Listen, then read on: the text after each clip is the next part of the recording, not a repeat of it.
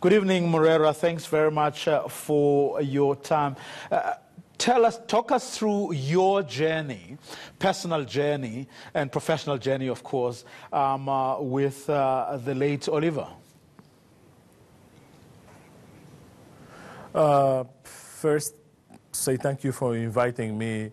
I could say that I knew Oliver pretty well, okay? He has a very special place in Mozambique and the people of Mozambique. But me being a musician and being exposed to him through his music, through his records, through the history of Zimbabwe, and lately through the festivals we've participated together, we became friends, and I had the honor of having him in Mozambique for several times to perform. And for me, to say that that is the royalty of African music, number one, because it's a generation that not only wrote, composed, and sang for the world, but also they sang for the liberation of Africa in general. And I was just going through my pictures now after I got the news, and I have this picture that is very emotional of me and him at the concert for the late Yuma Sikela last year in Soweto, which was technically a year ago. And yeah, this is very, very sad news for the world in general. 60 albums under his belt, definitely one of the most prolific composers, and no doubt if you looked at his schedule, one of the most hard-working musicians this continent and indeed the world has ever seen. Yes, indeed. 60 albums, that's a lot of music. That's a lot of hours in studio. That is a lot of creativity. That's a lot of determination, concentration. There is very few musicians in the world, sorry to say, that have 60 albums. And a musician of the caliber of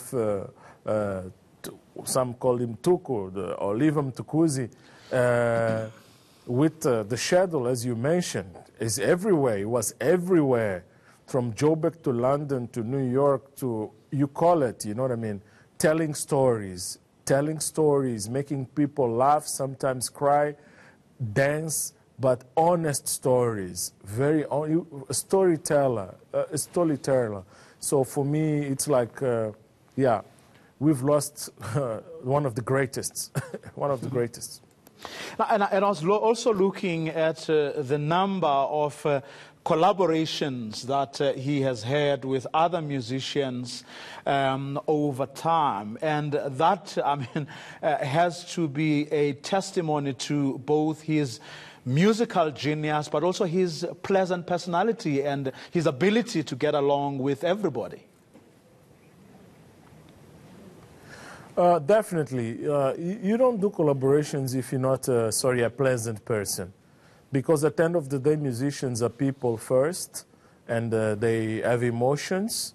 And for him, probably is one of the African musicians or few musicians in the world with most collaborations. And most important, not just collaborations, the cross genres, you know what I'm saying? He was a musician that could do things out of his comfort zone, meaning that he's collaborated with people out of his comfort zone, out of his, how can I say, out of the music that he composed. He was very open to see the world. He was actually a citizen of the world, if I could put it this way.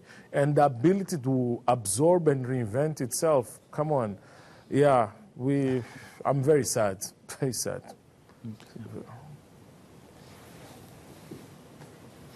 And that's where we're going to leave it for now. Thanks very much for your time, Moreira Chonguica, who is a saxophonist from Mozambique. He has spent quite a lot of time with Oliver Mtukudzi on stage, and he, as he just told us, he performed with him only last year around this time when they were paying tribute to the late Hugh Masekela after his death. And to think that Oliver Mtukudzi was was here in the studio paying tribute to Hugh Masekela on this day, together with other musicians, among them Hot Sticks Mabuse, but also Yvonne Chaka Chaka that we spoke to a little earlier.